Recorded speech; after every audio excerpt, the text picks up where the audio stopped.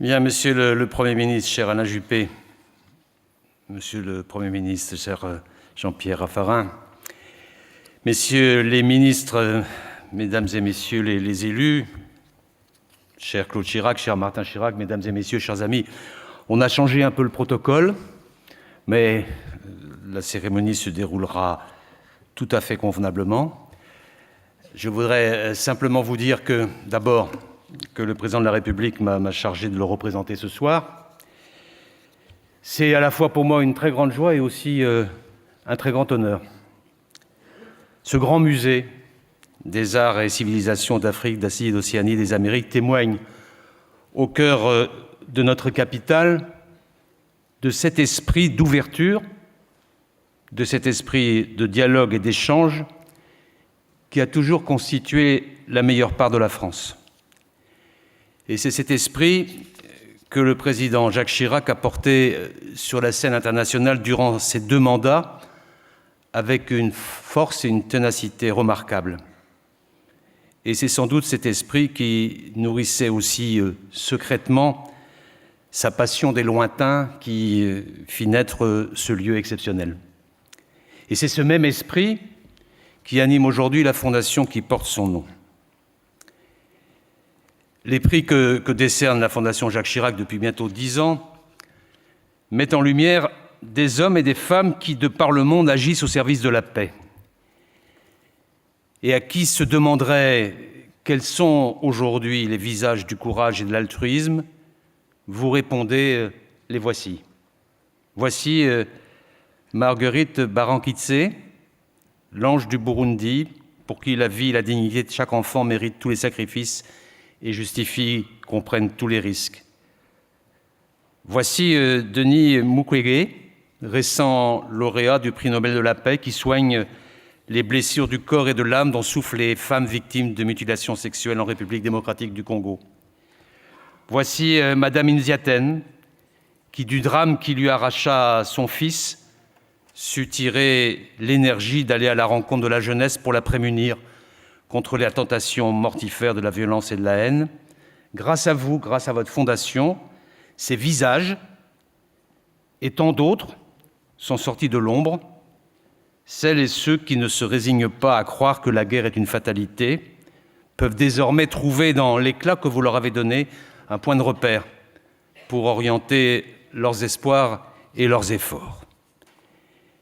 Et cette année, ces leçons de paix que je viens d'évoquer résonnent d'un écho particulier, d'abord parce que nous avons marqué il y a peu les 100 ans de la fin d'une guerre qui déchira l'Europe et dont les soubresauts ébranlèrent le monde. Ensuite parce qu'aujourd'hui, ça a été rappelé il y a un instant par Martin Chirac, certains semblent prêts à faire bégayer l'histoire et qu'il est crucial de défendre les vertus de la coopération et du droit dans le règlement des affaires du monde. Et c'est le sens de notre engagement pour un multilatéralisme refondé, réinventé, renforcé. Et c'est dans cet esprit qu'en janvier prochain, nous profiterons de la présidence française du G7 pour appeler à nous rejoindre toutes les puissances de bonne volonté qui pensent comme nous que défendre le multilatéralisme, c'est défendre d'abord la paix. Et c'est une situation particulière aussi parce qu'il est évident que refonder le multilatéralisme dépasse les forces des seuls États.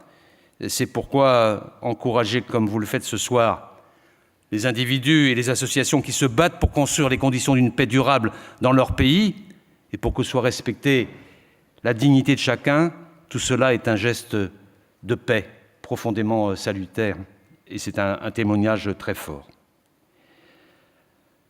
Madame Dissana Yaké, le prix de la Fondation Chirac pour la prévention des conflits que vous recevrez tout à l'heure marque votre engagement dans la défense des droits de l'homme. Militante de terrain respectée et infatigable, vous avez consacré une grande partie de votre travail à la résolution des litiges post-conflit au Sri Lanka, notamment à la restitution des terres confisquées par l'armée. Après avoir exercé votre métier d'avocate à la Cour suprême de Colombo, vous êtes investi entre 2014 et 2017 au sein de l'ONG Law and Society Trust pour contribuer à éclairer des cas de disparition survenus pendant la guerre civile. Vous l'avez fait dans un climat d'intimidation et de violence à l'égard des défenseurs des droits, ce qui force le respect. Et attaché à ce que chacun ait accès aux ressources juridiques, vous avez publié des ouvrages de vulgarisation et encouragé la traduction dans les langues locales. Vous avez été nommée en janvier 2018 directrice adjointe du bureau Asie du Sud d'Amnesty International. Vous travaillez désormais sur les crises qui frappent l'Afghanistan, le Bangladesh, le Pakistan, les Maldives, le Népal et bien sûr votre propre pays où vous êtes resté très impliqué.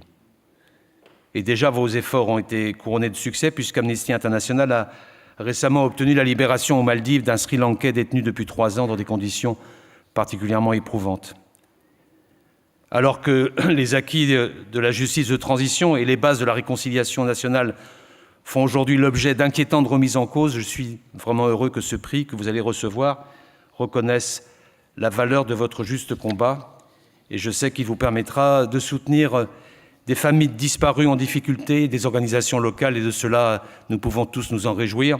Bravo, Madame, pour ce prix, bravo pour votre courage.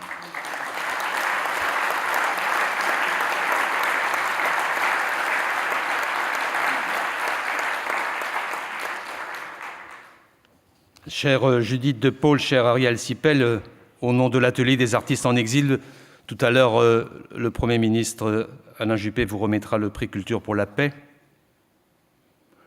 En fait, depuis un siècle au moins, les intellectuels et les artistes du monde entier se tournent vers Paris pour trouver l'asile et la liberté dont ils ont besoin pour continuer à créer lorsque l'adversité s'abat sur eux ou sur leur pays. C'est à Paris que Picasso peint Guernica. C'est à Paris qu'Heinrich Mann vient écrire la suite des œuvres que les nazis étaient en train de brûler. C'est à Paris que Solzhenitsyn publia la première édition de l'Archipel du Goulag. Grâce à vous, l'atelier des artistes en exil, la tradition d'accueil perdure et c'est une fierté pour notre pays. Qu'ils soient musiciens, peintres, acteurs, écrivains, architectes, vidéastes ou encore danseurs, qu'ils viennent de Syrie, de Côte d'Ivoire, d'Afghanistan ou encore d'Iran, les artistes à qui vous offrez un lieu pour s'exprimer gagnent tous à être connus. Pour certains, l'art est un trait d'union précieux qui les relie à leur vie d'avant l'exil et donne forme à leur engagement politique. Je pense à Jalal Tawil, comédien engagé dans la révolution syrienne. Je pense à Kubra Akademi, chassé d'Afghanistan suite à une performance artistique féministe et frappé par une fatwa. D'autres sont devenus artistes sur le chemin de l'exil. C'est le cas de Mohamed Nourwana, originaire du Soudan, qui se mit à écrire pour résister à la violence. Mohamed Nourwana, dont les paroles bouleversantes, faites de mots simples et profonds à la fois, offrent à tant d'autres le miroir de leur souffrance. Je suis l'âme vivante de tous les sans-papiers qui ont péri dans le bleu et dans le Sahara, parce que mon beau village s'est transformé en enfer et qu'il fallait partir vivre une autre vie ailleurs qu'ici, écrit-il, dans un poème en forme de calligramme qui rappelle ceux d'Apollinaire lui-même, né à Rome, sujet polonais de l'Empire russe, si bien que dans ce calligramme, on devine les visages de tous les exilés qui, hier et aujourd'hui, ont arpenté les rues de Paris. Les voix que l'atelier des artistes en exil sauve du silence sont irremplaçables. Et en ces temps d'égarement, de cynisme, l'art demeure sans doute le meilleur antidote contre les préjugés, contre l'indifférence. Et je voulais à mon tour vous féliciter pour votre initiative.